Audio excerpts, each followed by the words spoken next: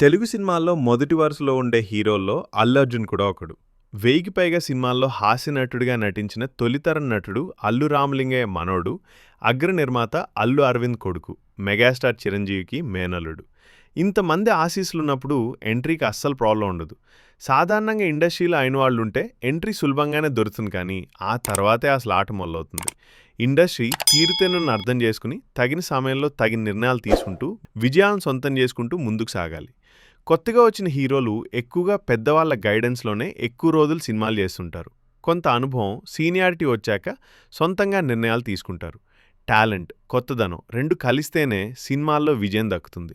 ప్రేక్షకుల అభిరుచులు వేగంగా మారుతున్న ఈ రోజుల్లో హీరోలందరికీ ఎలాంటి సినిమాలు చేయాలి అన్న సందిగ్ధం అడుగడునా ఎదురవుతుంది.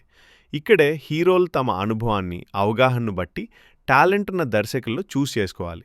సరియైన కథలు, దర్శకులు ఎంచుకోవటంలోనే వీరికి సగం విజయం దక్కినట్లు. వీరిక్కడ తీసుకునే నిర్ణయాలే వీరి భవిష్యత్తును నిర్ణయిస్తాయి. ఇలా కెరీర్ని డిజైన్ చేసుకున్న హీరోల్లో అల్లు అర్జున్ ది ప్రత్యేక స్థానం అని చెప్పుకోవాలి. 2003లో వచ్చిన గంగోత్రి సినిమా నుండి మొన్న వచ్చిన పుష్ప 2 వరకు 22 సంవత్సరాల సినిమా ప్రయాణం చూస్తే అల్లు అర్జున్ పడ్డ శ్రమ, ఎదుర్కొన్న ఒడిదుడుకులు అర్థమవుతాయి. ఫ్లాప్ వచ్చిన ప్రతిసారి అంతకన్నా కసితో పైకి లేచి నిలబడ్డాడు. తన రెండో సినిమా కె సుకుమార్ను దర్శకుడిగా పరిచయం చేశాడు. అల్లు అర్జున్ తీసుకున్న ఈ నిర్ణయమే సుకుమార్, అల్లు అర్జున్ల కెరియర్లని మలుపు తెప్పిందని చెప్పుకోవచ్చు. ఆ తర్వాత వినాయక్, కరుణాకరన్, పూరి జగన్నాథ్, బొమ్మరిల్లు భాస్కర్, గుణశేఖర్, సురేందర్ రెడ్డి, హరీష్ శంకర్, త్రివిక్రమ్ లాంటి టాలెంటెడ్ దర్శకులతో సినిమాలు చేస్తూ కెరీర్ని చక్కగా మలుచుకున్నాడు. పుష్ప సినిమాతో బెస్ట్ యాక్టర్గా నేషనల్ అవార్డు తీసుకున్న మొట్టమొదటి తెలుగు హీరోగా చరిత్ర సృష్టించాడు. ఇప్పుడు తన 22వ సినిమాకు మొదటిసారి ఒక తమిళ దర్శకుడిని శగుణ్ణి ఎన్నుకున్నాడు. అతనే అట్లీ. 2013లో అట్లీ రాజు రాణి అనే సినిమాతో తమిళ సినిమాలో ఎంట్రీ ఇచ్చాడు. ఆ తర్వాత వరుసగా 3 సినిమాలు దళపతి విజయ్తో చేయటం విశేషం. తన 5వ సినిమా బాలీవుడ్ బాద్షా షారుఖ్ ఖాన్తో చేసిన జవాన్. షారుఖ్ ఖాన్కి ఈ విజయం ఎంతో ముఖ్యమైనది. అట్లీ ఇప్పుడు తన 6వ సినిమాకి అల్లు అర్జున్తో జతకట్టాడు. ప్రస్తుతం ఇది షూటింగ్ దశలో ఉంది. ఇదిలా ఉండగానే అల్లు అర్జున్ లోకేష్ కనకరాజ్తో మరొక సినిమాని అనౌన్స్ చేసి అందరినీ ఆశ్చర్యచకితం చేశాడు. బ్యాక్ టు బ్యాక్ ఇద్దరు తమిళ దర్శకులతో చేయటం చర్చకు తావుతీసింది.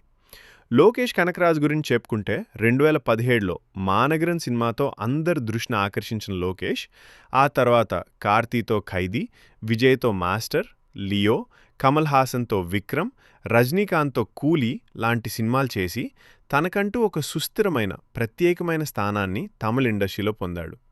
ఖైదీ తర్వాత లోకేష్ కనకరాజు సినిమాటిక్ యూనివర్స్ అనే దాన్ని క్రియేట్ చేసి దానికి అనుగుణంగా సినిమాలు చేస్తున్న టాలెంటెడ్ డైరెక్టర్ లోకేష్ కనకరాజు. మైత్రి మూవీస్ ప్రొడ్యూసర్స్గా చేస్తున్న ఈ సినిమా అల్లు అర్జున్కి 23వ సినిమా. ఇలా అద్భుతమైన ప్లానింగ్తో పక్కాగా కెరియర్ను డిజైన్ చేసుకుని సరియైన సమయంలో సరైన నిర్ణయాలు తీసుకుంటూ కొత్త హీరోలకి ఆదర్శంగా నిలుస్తున్న అల్లు అర్జున్ అసాధ్యుడు. సరియైన సమయంలో సరియైన దర్శకుని ఎన్నుకుంటూ ముందుకు దూసుకువెళ్తున్నాడు. కొత్త హీరోలకి ఎంట్రీ సమయంలో అందరి ఆశీస్సులు, సపోర్ట్ ఉంటే గానీ తర్వాత ఆ పరిస్థితులుండవు. సినిమాల్లో హీరోగా సక్సెస్ అవటం అంటే మామూలు విషయం కాదు. దానికి ఎంతో కృషి, పట్టుదల, కార్యదీక్ష, క్రమశిక్షణ, అవగాహన కావాలి. కొత్త హీరోలు ఇది అర్థం చేసుకుని అవకాశాలను విజయాలుగా మార్చుకోవాలని ఆశిద్దాం. కళకు భాష భేదాలు లేవు. టాలెంట్ ఎక్కడుంటే అక్కడికి విజయం వెతుక్కుంటూ వెళ్తుంది. హీరోల మధ్య, డైరెక్టర్ల మధ్య ఆరోగ్యకరమైన పోటీ ఉండాలి. తెలుగు, తమిళ్, మలయాళం, కన్నడ సినిమాలు అన్నీ కూడా ఈ మధ్య దేశవ్యాప్తంగా రికార్డు సృష్టిస్తున్నాయి. ఇదే ట్రెండ్ని కంటిన్యూ చేస్తూ ఇండియన్ సినిమా స్థాయిని అందరూ కలిసి వరల్డ్ సినిమాకి ధీటుగా తీసుకెళ్తారని ఆశిద్దాం.